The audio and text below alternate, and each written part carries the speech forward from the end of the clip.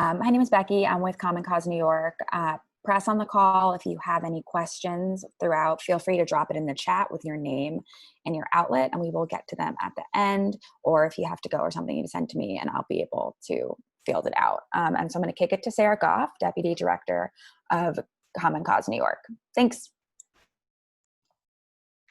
Thanks, Becky. Good morning, everyone. I'm Sarah Goff, Deputy Director at Common Cause New York. I just want to thank Crisanta Duran, former Colorado Speaker of the House, Rachel Bloom from Citizens Union, and Jarrett Berg from Vote Early NY for joining us this morning. You'll hear from them more soon, but I just wanted to start off by saying 2 weeks ago, the New York State Legislature passed a slew of meaningful election reforms, including codifying the expansion of absentee voting. Governor Cuomo has yet to sign these bills into law. We hope that he does this as soon as possible so that boards of elections can start planning for November. New York voters need to know now that they can vote early, in person, or via absentee, and we need to start planning now as opposed to 6 weeks before the election like we saw in June.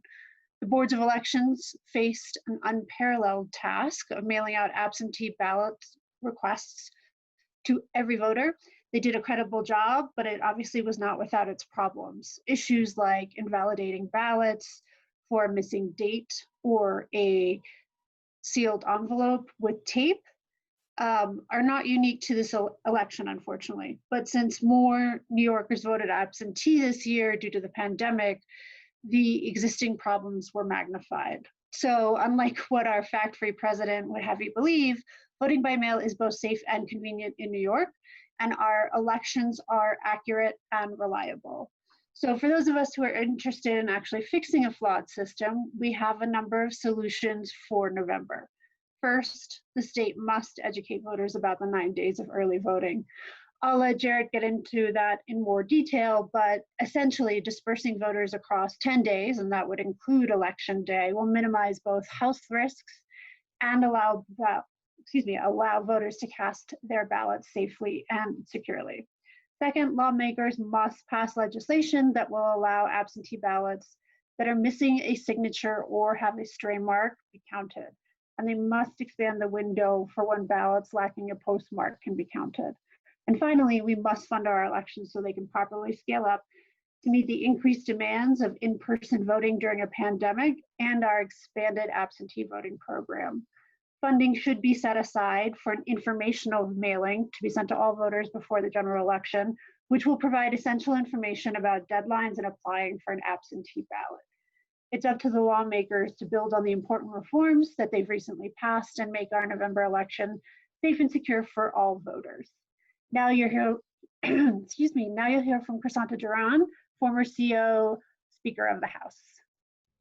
Hi, good morning, everybody. It's a pleasure to join all of you. I formerly served as Colorado Speaker of the House from the years 2011 to 2019 and was part of many efforts to be able to increase voter access and also put in place a mail-in ballot system in Colorado. And it did take time to scale up to the point that Colorado is and now. And want to talk a little bit about the successes that we had there. You know, I think the foundation of success in Colorado was based on making sure that voters had multiple options that they could rely on. So voters could participate in voting by going to polling places on election day, could participate in early voting, could drop off their ballot at a local drop-off box or put their ballot in the mail.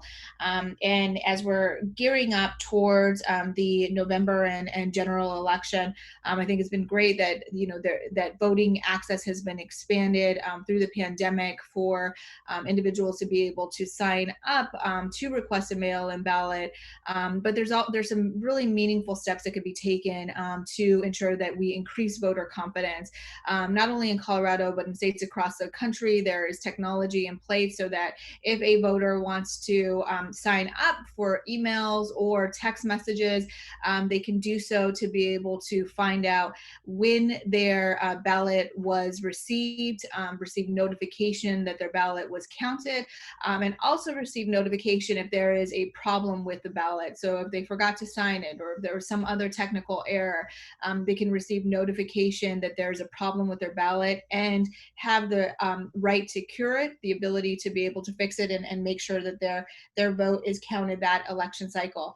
That technology is available to states. It is actually very worthwhile to invest. It's actually not a lot of investment for states to be able to put that technology in place to make sure the voter confidence is there. So that's one meaningful step that could be taken before the general election. The other piece is making sure that there is a lot of access to drop boxes. Drop boxes are safe and secure for voters to drop off their mail and ballot at whatever time that they would like to. It's very convenient for them.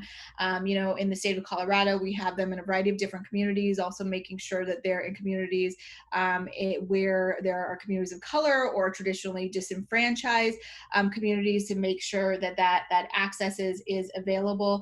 And as we're looking towards the November election, it would be very important that for here in New York, that there is at least a drop-off location at every polling place, and that employees who are working at those particular polling sites know where people can drop off their ballots. And it makes a very big difference. In the state of Colorado, there over 90% of the people who participated in the primary election voted by either dropping off their mail-in ballot at a drop-off location or putting it in the mail. So by having so many people participate in that way, and also make sure that election day and early voting goes really smoothly, because capacity is freed up through that process. So I'm here today just to thank everybody for the wonderful work that they have done to become this far, and also want to encourage the Assembly and the Senate and the governor to take further steps to be able to make sure that this upcoming general election are safe and secure for New Yorkers to easily participate in their right to vote. Thank you, Crisanta. Now we'll hear from Jared Burke, co-founder of Vote Early New York.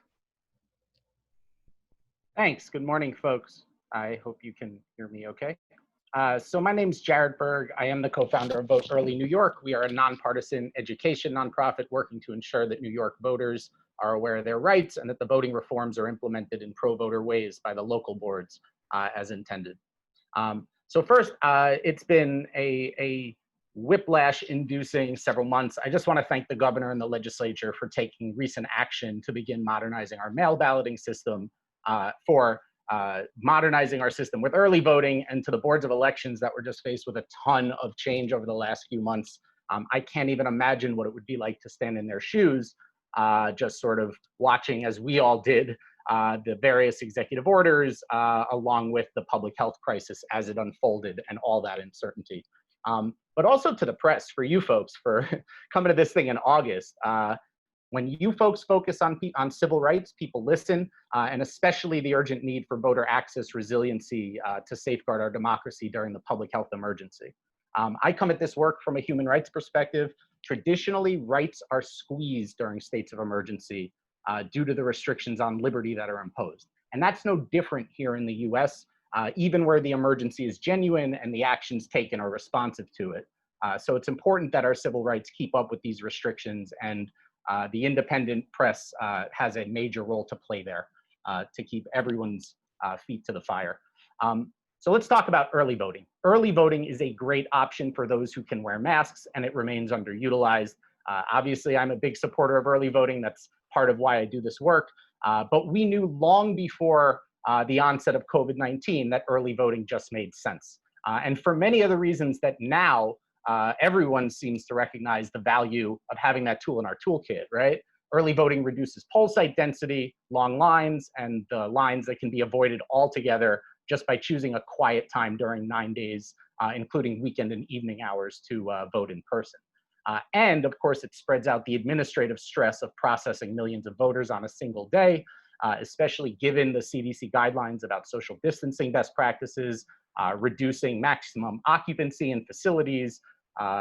This was all true prior to COVID-19, but all of these new recommendations and terms that we didn't even know a few months ago that we've now learned to live by, all of this points in favor of expanding the early voting option and encouraging voters to use that option.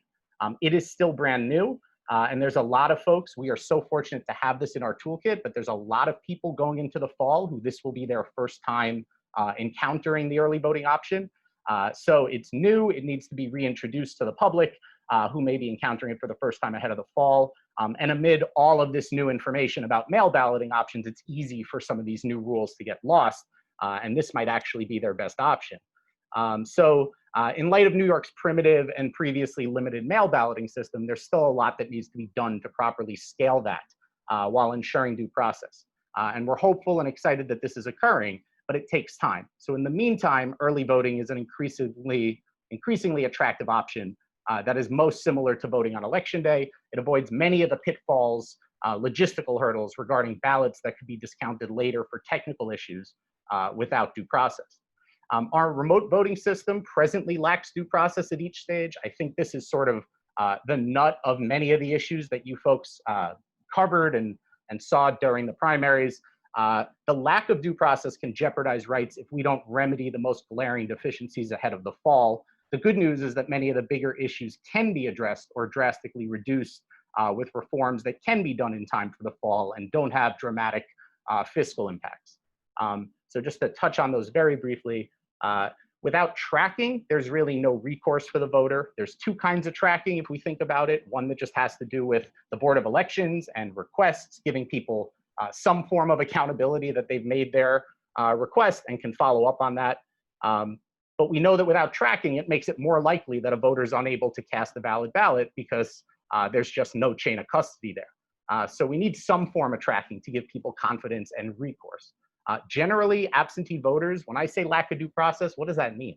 Absentee voters in New York receive no notice or an opportunity to be heard, which are the basic hallmarks of due process before they can have their rights extinguished. So a voter isn't told your ballot is in question or in jeopardy. And then there's no opportunity for them to swear under penalty of perjury that they mailed it on time or that they sealed their ballot with tape because the envelope came defective, or the sort of things that would clarify these clerical issues. And instead, their ballot is subject to this bizarre presumption that they're somehow invalid or took some kind of untoward action, and then their ballots are discounted without them even knowing about it or being told after the fact that they weren't able to cast a valid ballot.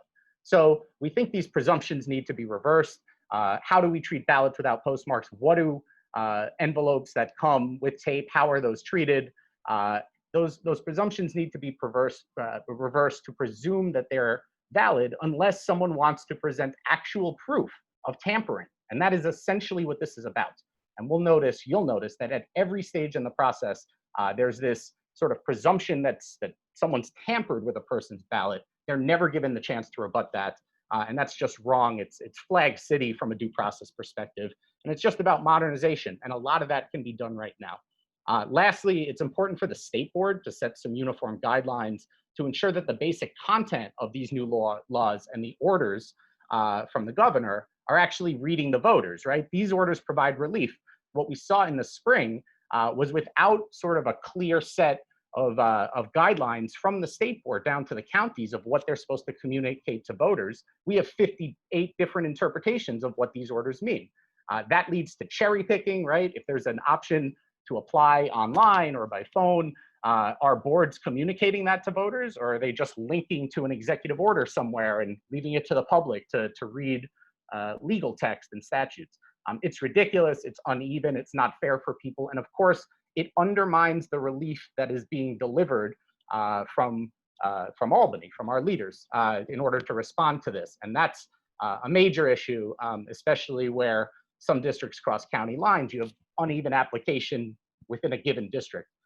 So right now, I just want to point out there's not even a mailer that's required to be sent before the fall to voters about their voting rights. And this provides a great opportunity for some fresh thinking about what we might want to tell people about the various options they have this fall.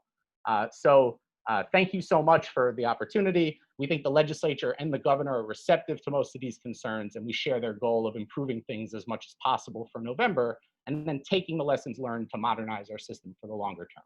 Thank you. Thanks, Jared. And now we'll hear from Rachel Bloom, Director of Public Policy and Programs at Citizens Union. Good morning, everyone. So we've been hearing a lot lately in the news, here this morning, in this hearing today. There's a lot of focus on how the elections ran and how our elections will run. But there hasn't been a lot of attention on who is voting and how people are registering to vote. So we are suffering many, there are a lot of concerns when it comes to elections right now. But one of the things that is not getting enough attention, and I want to focus our attention on today, is how all in-person voter registration has basically been canceled. If you think about how most voters register, especially younger voters, first-time voters, it's in person, it's at a concert, it's at a rally, it's at a street fair, it's by campaigns going out and asking, are you registered to vote? Are you registered to vote? But that is not happening in the era of COVID. We started out in 2020 with a really high voter registration rate, more people than were registering at the same time in 2016, the last presidential election.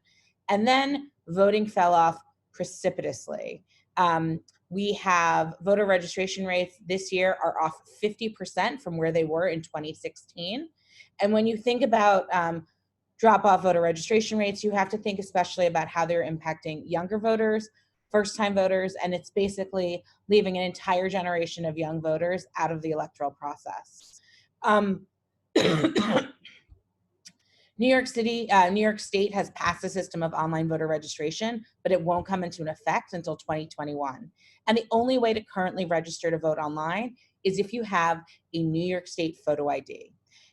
However, more than 700,000 New York City residents do not have state photo IDs.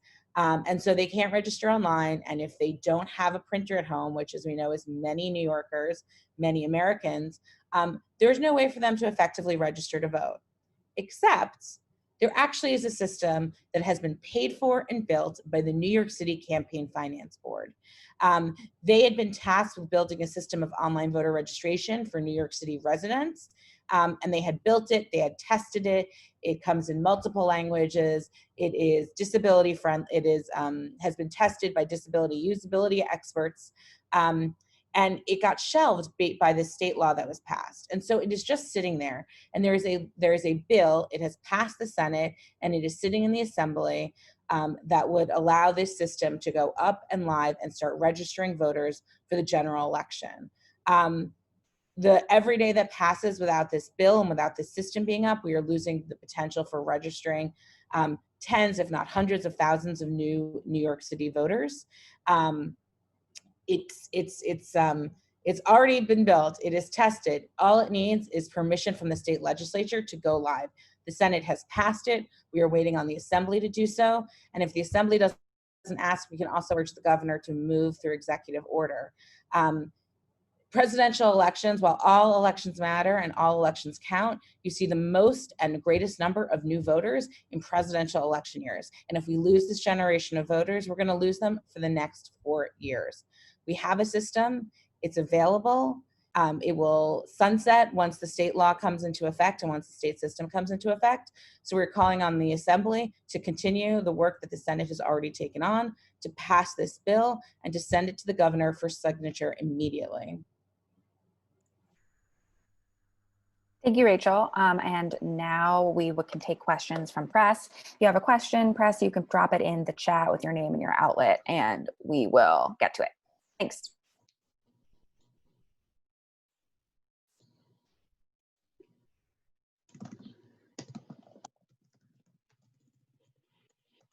Or on the flip side, I can unmute you. Either one. Oh, Mike.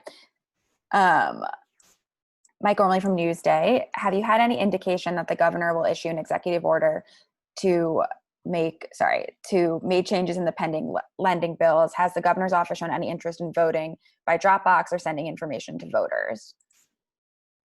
I can kick this to Jared. I don't know if you're looking like you want to answer it. You can. Sure, I'm happy to share what I know.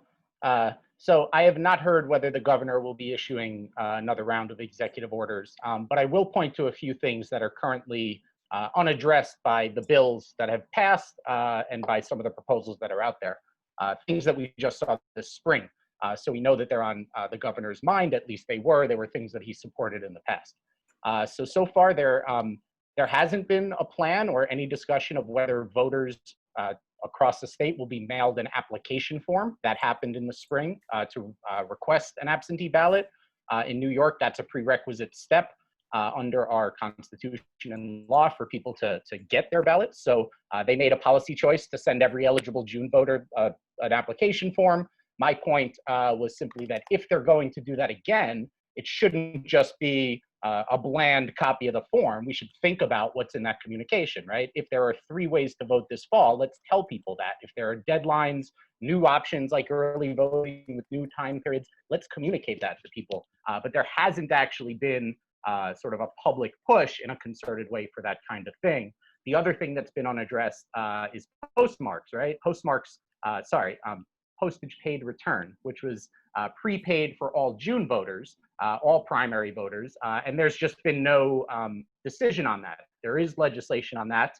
That has nothing to do with the pandemic, right? Whoever is eligible to vote absentee should not be required to pay a poll tax, to go find a stamp, to venture out in public, to locate a stamp for that. So whatever the policy is around who can vote absentee, that just makes sense. And primary voters were able to mail and cast their ballots for free. So we assume general election voters would be too, but that hasn't been decided. So the point is there are a number of things that can be done by legislation or order. There's a major opportunity to do a mailer, some kind of communication to the public and just tell them, hey, we've all been through a lot. Here are your rights and options, and here are the deadlines. And I think the only thing I would add to that in light of today's hearing is that the goal and the hope would be to codify these changes into legislation so they remain memorialized moving forward. The problem with EOs is that they expire, and so there's always this short shelf life. I don't know if Crisanta or Rachel has anything to add, but okay. Oh, yeah. I would just say that I know the governor's office is tracking everything. They are invested in making sure that the elections are running smoothly, as smoothly as possible. And I know that they're paying attention to these issues, but I don't know, what, if any, EOs they might be planning on. Any other press on the call have any other questions? Feel drop in the chat, or I can unmute you. Oh, I think that this is from Karen, who had trouble with the Zoom. Do you expect the legislature to come back and pass these bills before November?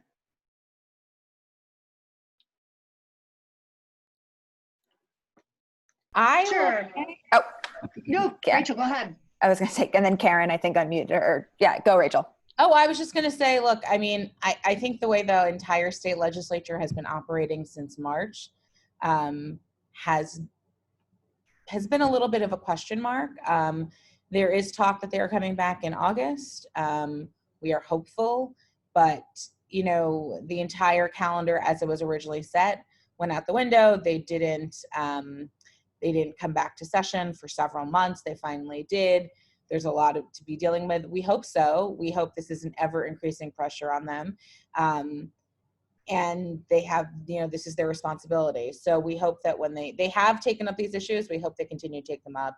And we expect them to be back for a week in August. But if anyone else has more information than that, please go right ahead.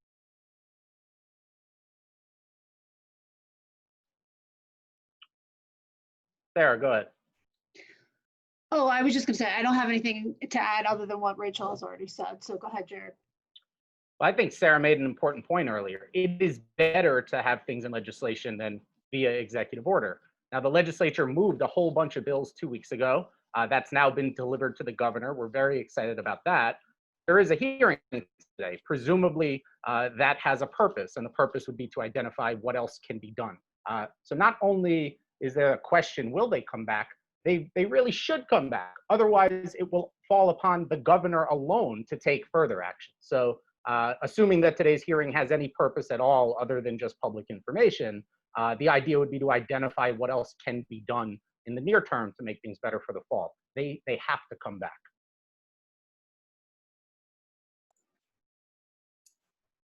Any other questions from any press? As I put in the chat, the recording for this Zoom will download, and I will be putting it out with the press release. So if anyone had any troubles with internet or anything, you'll have the video. I'll give folks a few more minutes, and then we can say our goodbyes.